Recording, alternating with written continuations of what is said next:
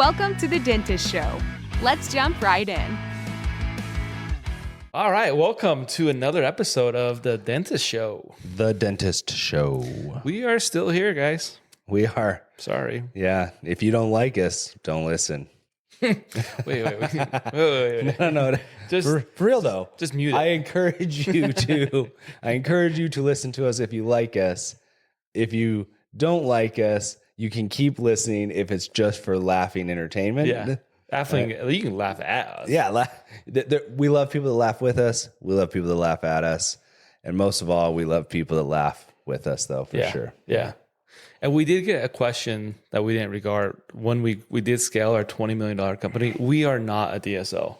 Yes. Yeah, we are privately owned. Yeah. Just by these two gentlemen here. Yeah. And we're just and each office is separate, has its own tax ID.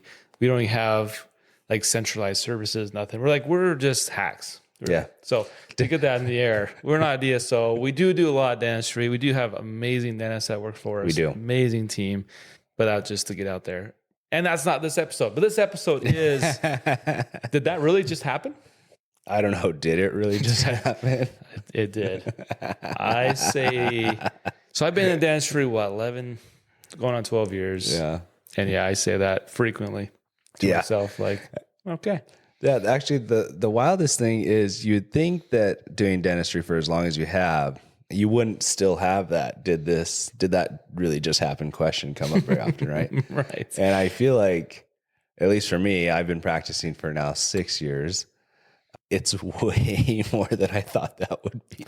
Yeah, the procedure, I can see almost anything happen anymore when I'm doing a procedure. It's like, oh yeah, it's not a big deal. We'll fix it. But the stories that come with patients and having team, it's wild. Yeah, those human people around us, they get a vote on how our day goes. Yeah. They get to be weird and funny. Hey, this is amazing because they give us memories to remember the days. Yeah. Because otherwise life's quite boring. If every day you just wake up, I'm happy and amazing and everything goes as planned, what a boring life it's going to end up to, right? You will have no stories to tell because everything went as planned. Yeah. So it's boring. Boring. How'd your day go? It went as planned. Yeah. Every day of my life. Yeah. Your wife would hate your stories. Yeah. I mean, she'd be like, cool. Well, I dropped the kids off here and then this kid did that. And then someone threw up on me. And speaking of throw up, that is one of our, that really just happened stories.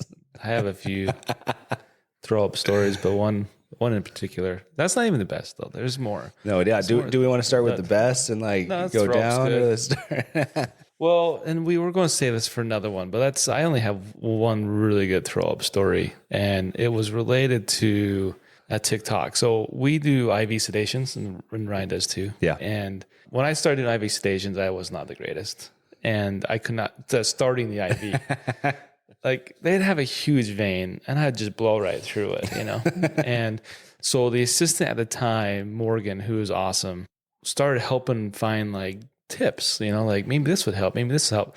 And so she showed me a TikTok video where they pre-bend the catheter so it goes in and stays elevated. So it stays, doesn't dig through the vein. Anyways, cool tip, helps on difficult patients. So that actually helped. So then I don't know if I discovered this TikTok or she showed me, because I don't really have TikTok, but she showed me one, or I saw one where it was like, are you about to throw up? And you could get an alcohol 2x2 thing. Yeah. So put alcohol in a 2x2, right? Or have one that's pre-made, we clean their arm before you stick the IV in. Yeah. And you put it under their nose, and that takes the urge of throwing up away. Instantly cures throw up. Instantly cures away. And so I don't run into many patients that need to throw up much. And so we're doing a procedure on a patient with just nitrous. She's just nitrous. Yeah. But she's locked in. So her nose was locked in, and I don't know if it's just right after the anesthetic. I feel like we're mid-treatment. And she kind of looked up I don't feel very good. And I looked down and she is pale. I'm like, oh my gosh. She says, I think I'm going to throw up. And I was like, I have a solution. And so I have a cure for you. Yeah. So I said, Morgan, go grab me a 2x. I felt like so confident. Go got me a 2x2. Yeah, this is it. This is your time to shine. This is my time to shine. So she goes and grabs it, and I open it. Like I'm like all confident. Like, watch this. So I put it on her nose. As soon as it hits her nose, throw up. And she is locked in because that nitrous hose goes around her and the chair. So it's vomit that's shooting straight up, straight down on the patient's face and all over our pants. And I was just like, what just happened? TikTok failed me. It helped me 1 minute. The next minute, it completely failed me. Yeah, I make all my medical decisions on TikTok. I was like, so stupid. I have, what's the medication that helps them not throw up? Scopolamine or something like that, or there's another name for it. Tell us how dumb we are because we can't remember. Sorry, it's like, dang it. It'll come to us at the end of the episode. But I keep it in my bag because we do IV sedation, so sometimes you poke them, they get a little woozy. But why would you use that when you got alcohol? Yeah, that's why I'm so stupid. I'm like, I don't know why I need some hack to get some to throw. Like I have a medication to help them. That's so funny. So that was did that really just happen moment? Yeah, that really did just happen to you. Yeah. Similar story since we're just talking about throw up. I did not try to fix it by a hack. It just happened. And it was my first year out of dental school. I have this young, like 15 to 16-year-old Hispanic dude. Really nice kid, but didn't speak English. And he's in my chair, strapped down with nitrous.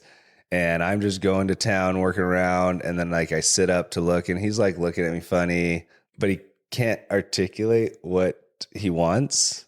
And so all of a sudden, just straight projectile vomit up.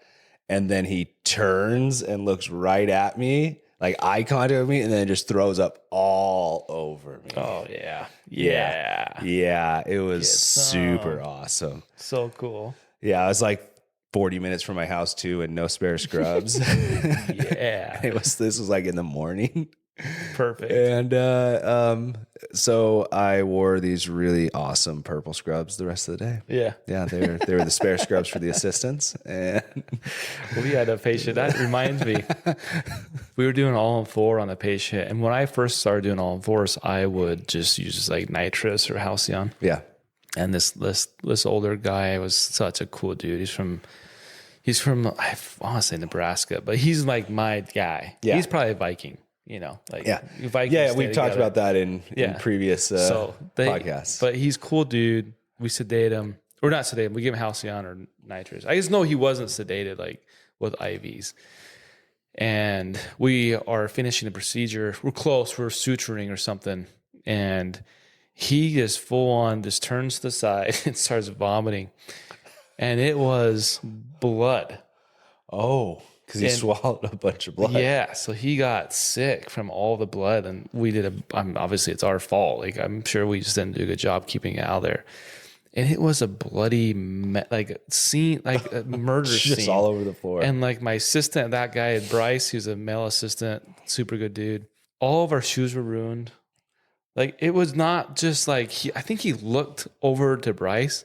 And I want to say Bryce like threw his head over to me. And it's just like vomit, like over on Bryce, over on me. This vomit. I think it took like 2 days because it hits the ground and then splats everywhere. Yeah. It was probably at least like 2 liters of blood and throw up, just everywhere. And so I felt so bad. So I bought Bryce a new pair of scrubs and shoes, and like I went and got myself some new shoes.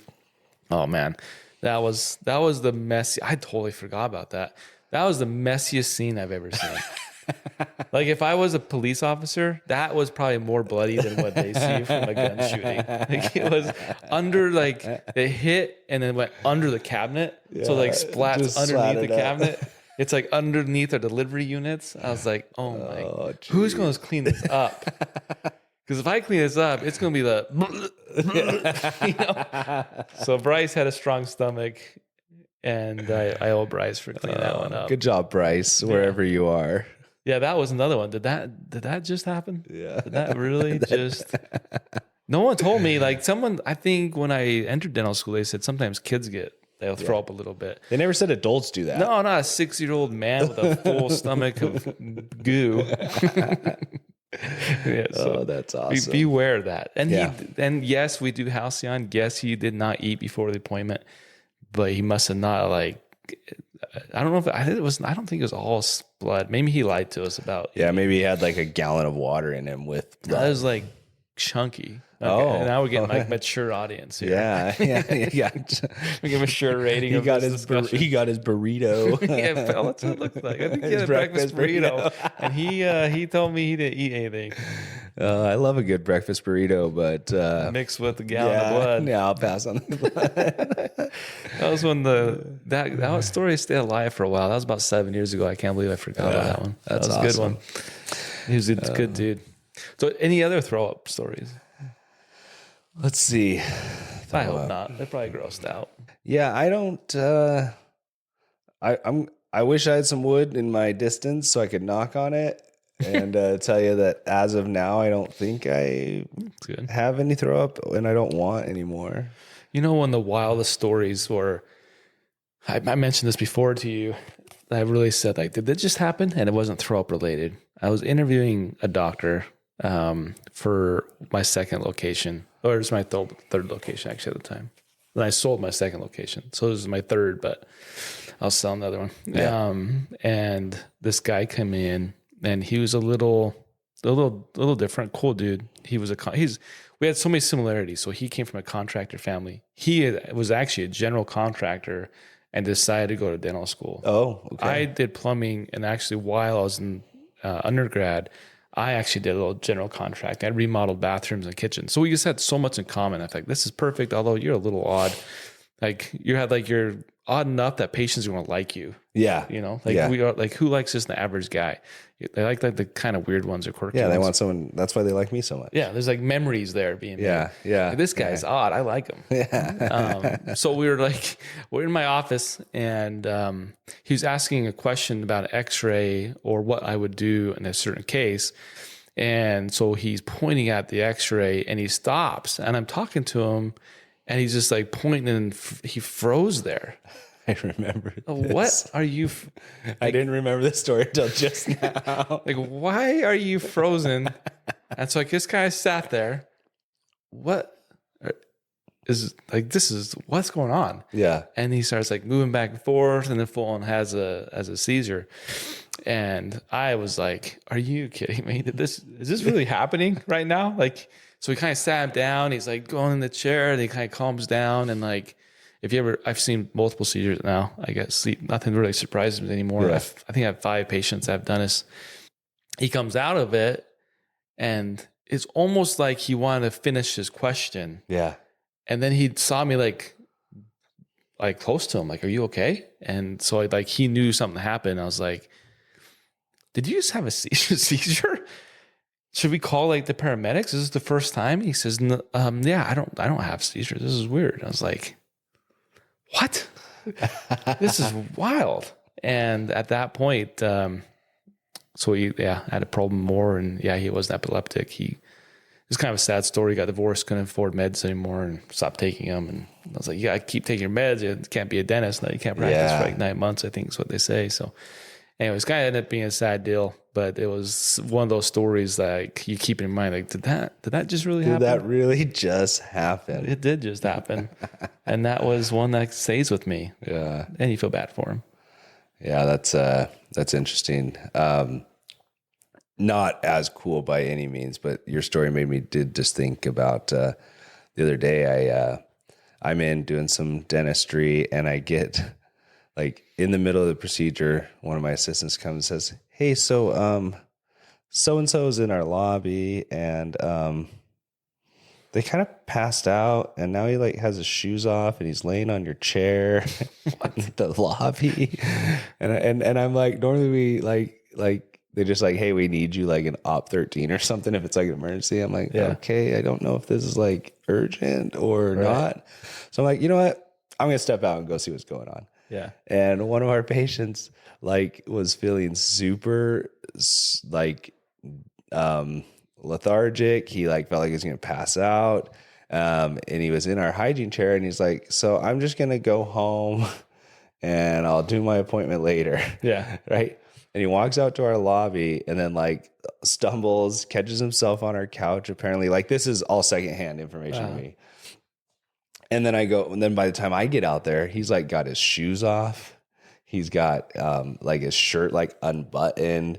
He's laying on our couch in the lobby with a towel over his forehead. Goodness. And our lobby is just full of patients. What did you guys do? Yeah. So I go out there and I'm like, start talking to him. And he's like, you know, he doesn't know what's going on. He doesn't know why he feels bad. He's like, maybe food poisoning. He's like, the last time I felt like this, I had food poisoning. Huh. And so I just check him and everything. I'm like, hey man, like, come on back to the chair. Let's get you on blood pressure, or let's get your blood pressure, check your glucose, see what your O2 stats are, just see how you're doing. And I get him back to the chair and I lean him in there. And this story doesn't have a very fun ending, but it's just wild that, you know, he ultimately, everything was checked out well, but he still wasn't feeling good. Mm-hmm. And so we decided that his wife will just come get him and take him to urgent care to just see, you know, maybe there's something going on, right? But it's just wild. Like, I'm like, did that really just happen? Did like, that really just happen? This guy's like in our lobby, like, he's going to have a heart attack. Yeah, like just taking his clothes off in our lobby while laying in the couch, and I'm worried he's gonna have a heart attack if something's going on. And so crazy. The patients are so funny. We had one where it seems like I'll go down to Halcyon. We had really good success with Halcyon. So this is another story that.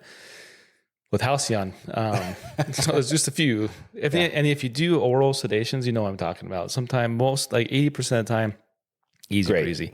20% of the time, it's a wild ride, you know. And even doing IV sedations with just conscious sedation, the same thing. It's like 90% of the time is good, 10% it's like, oh my gosh, this is a wild it's like ride. A roller coaster. Bring in the anesthesiologist. Let's do general. Yeah. Anyway, so this patient was another older patient, and we did Halcyon. We were doing I think we just did a snap indenture, which is funny. Side story. For 2 years, he left. We finished the case and snapped it up. At 2 years, he never came back. Okay. And he came back complaining. This never fit. You've been gone for 2 years. That's my favorite. That's my favorite. You've been gone 2 years and it doesn't never fit. And he says, yeah, it never fits. I'm like, let me see it. So I saw it. I'm like, you just need new inserts, buddy. Like, switch out the inserts, put it back in. Like, oh yeah, this is how it used to fit. I'm like, so it went from never fitting to it used to fit. Just come back see me. But it's funny. This guy was out, and this is we'll have to talk about slapping a patient another day. But this one, no, we're talking about today. I did not slap this patient. Wait, did I? I think I might have actually. I don't slap patients anymore. But this one. You shouldn't slap patients. But this patient, I did slap him. Unless you need to. I did slap him. Unless you need to slap him. I did slap him. So this patient, we did the procedure. This guy was out cold. Like, he was snoring. We had the pulse socks on him and stuff, so he would dip, but he wasn't nothing crazy. But he was out. And so we finished the procedure, and he's coming up. And so he's coming up. And his eyes get really big. Like, he's totally out of it. We say, okay, we're all done. We're going to lift you up slowly, or lift up the chair slowly. And his eyes just got really big. As he's coming up, he grabs me in my shirt. And is about to hit me. And then he passes out and pisses himself. And I was like, what just happened? How old was this guy? Was this like a World War II, or like an army, maybe, a military recall or something? Yeah, maybe. And so he's about to hit me, passes out, pisses himself. In my mind, I'm like, oh, dude, this guy's dead. So I kind of smack him a little bit and yelling at him, like, are you okay? Yeah. And I was told my assistant, call 911. And then, so he did. And he was out for a minute, takes his pulse, and he's breathing. Can't do CPR. The guy's breathing, but he's out cold. Oh man, I was so freaked out. Anyways, he was passed out. Yeah. But he pissed Ambulance himself. Ambulance came. Actually, so if you guys haven't had called 911, when you call 911, it's almost every time it's the firefighters. They're the typically first responders in these cases. Super cool guys. So they just come in. We already hooked up to our stuff, so they just looked at it. They actually moved it to their stuff, but then they do their vitals. They ask what meds we gave them, what happened. And there's a couple guys like checking him out, and the lady's like, "Oh, this is normal. He just passed out." I'm like, "Yeah, but he pissed everywhere." Like, yeah, that's super common in older people. So now you know. Now you know. Tip: if they pee themselves, don't freak out too much when they pass out. It's generally what if they normal. defecate? So that's why. So this is like how simple mine. We had a dog that passed just before that. And so that's what he did. He died and defecated. Yeah. So in my mind, I'm like, did he just die and pee? Like lost all functions? Yeah, like all fluids. But no, he was breathing and stuff. But we already called 911 before, so they were on their way. I wasn't going to stop it. But that patient, it's like not really hard slap, but like, are you okay? Like slap in the face and see if he'd jump out of it. And anyways, that wasn't the only slapping patient, but I am sorry about your dog. One or two. Too. Yeah, Boxer, dude, great dog. Yeah, there's actually a photo in your house with Boxer. Yeah, man. Any pet I have, I'll make a little photo. It's like a cartoon drawing of him. Yeah. Anyways, it's a good dog. It's a good dog. We have Rusty now. He's an okay dog. Boxer, great dog. Rusty, okay. Yeah, Shih Tzu. We have a cockapoo. Shih Tzu's here, cockapoo here. Okay. Yeah. Now I know. Yeah, it's just if I get another dog. Yeah. It's all about the barking. Yeah. Like this dumb dog will bark at guys. He doesn't like guys. Yeah. Well, you can get a bark collar. Yeah. Then they don't bark Raquel, at anybody. they're too happy. Raquel, Rusty's here and Boxer's like falling. Oh, okay. Like, you know, she loves. She said Boxer's never reproducible. And now like Rusty's like, anyways. Well, good for Rusty. At least he's elevated in someone's mind. That's right. He's actually a good dog. Yeah. Anyways. Speaking of urinating in your chair. Yeah. I did have a patient that also urinated in their chair. But did they pass out first? No passing out. It's just they full on just pee. So here I am. I'm doing I think upper 4 implants for a snap denture or an overdenture, and he's on nitrous, no other sedation. Nice. Okay. And I'm working, and I've got some bone reduction going. I've got the osteotomies done, and I think what happened is I already had the implants in, and I just put bone grafting in, right? But nothing's sutured up. Mm-hmm. And so he's like, "Hey, I gotta go to the bathroom." Oh, okay. So he asked. Yeah.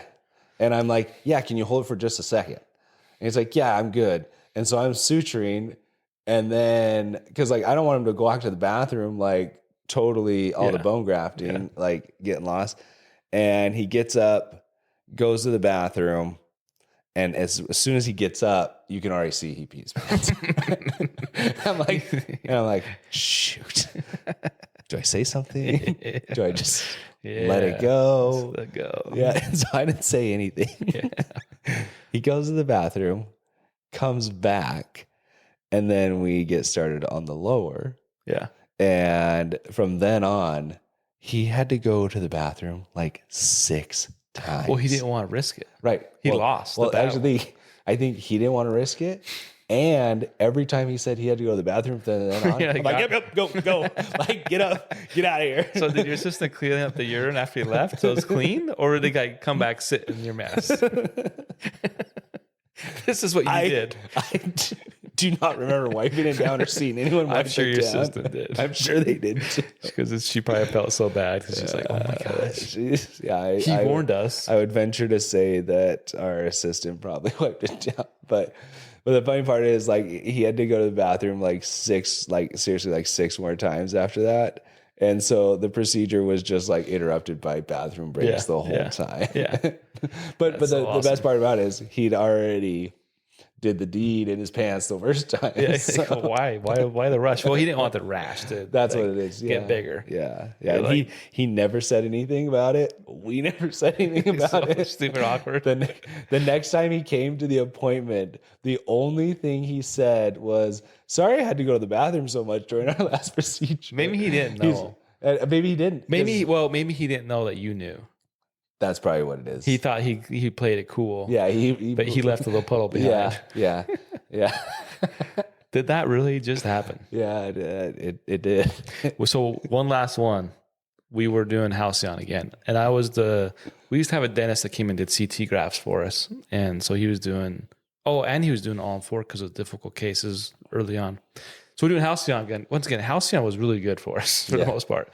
But in Arizona, you need a oral sedation permit. So as my patient, I had the permit. The dentist that was working on the patient did not. So I was there to administer and watch because he was just super boring. Yeah. So this patient was doing an upper all in 4. I was going to convert it, and she did ask to go to the bathroom once. So she went to the bathroom, came back, and then suddenly we're all sitting there. I'm like, oh man. Did she just pee her pants? Because she's sedated. So I think I said out loud. Yeah. I'm like, did she just piss herself? Because it stinks. And I was like, and the doctor was like, looks up at me like so pissed. And I'm like, I'm going to move my chair in the hall. Move my chair out in the hall. And she never asked to go to the bathroom again, but it was like 2 more hours. She didn't need to go anymore. Well, I think she just kept going. Yeah. She's like, I already lost the battle. I'm just going to keep going. Just keep going. I'm sure she heard us because it's just Halcyon. I'm like, yes, I did. I did just piss myself. And now that you know, I'm going to keep it coming. And I'm probably diabetic because it stunk. Yeah. Like it wasn't like it was probably a deep orange piss. It was a stinky one. That's awesome. But there you go. Did that really happen? Yeah. That happens. I'm really glad that happened for you. So far, you have some good stories. I'm sure we got more that will boil up over the next few episodes. But those are just like little stories of that. Did that just happen? Yeah. Those are great ones. Actually, we would really love to know what happened in your guys' practice. Oh, yeah. What an amazing story. Yeah. We would love the opportunity for you to share your stories with us. And if we like them enough, we'll retell your story for you. Or we'll have you call in and tell your story for us. We'll do a Zoom call and you have to tell us your story. We love them because they're like super stressful at the moment and everyone feels bad. And then years later, like, oh yeah, that was awesome. That's what makes dentistry so awesome. It's just the spice of life. Yeah, but it's never happened. Like what do we ever talk about? Yeah, I mean, like, you've never been puked on by an adult man? What's wrong with you? Puke blood? You ever made someone throw up by putting alcohol under their nose? Well, you're a boring life. Yeah, what a boring life. So we would love to hear how unboring your lives are. That's right. And that's why the team's always like, did you never get stressed? I'm like, I think I've seen a lot compared to most people. So that's why we're all easy going. You're not worried about getting thrown up again anymore because you've already had it happen. I still do not want that. It may happen again though, but you're not stressing about it. Yeah, you're planning. If I do, like, I am such not a good person because I move their head to the assistant side, just like Bryce threw to my side. I actually think he came to my side, and I might have pushed their Bryce's actually. So I'm like, woof, like, get away from me. Anyways, what's that? 4 Christmases with Vince Vaughn. There's like a little baby puke. Yeah, he's like, get it away from me. Get it away from me. That's me and Vince Vaughn. And Vince Vaughn's like balding too, so he's gonna be like me. Yeah, and he's be a little quick. I think he wants to be like you. Yeah, he needs to slow down on his talking. Yeah, he's a fast talker.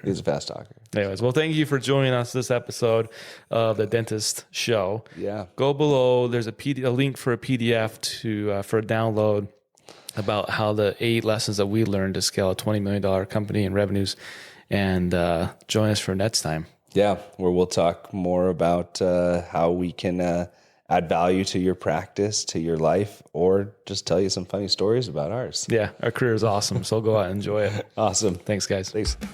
Thanks for listening to The Dentist Show. We hope that this episode helped you make smiles about more than teeth. To get more resources to grow as a dentist and to learn more about Chase and Ryan, go to thedentistshow.com or just follow the link in the show notes. If you enjoyed this episode, share with another dentist in your life and help us grow the movement. And be sure to rate and review wherever you're listening.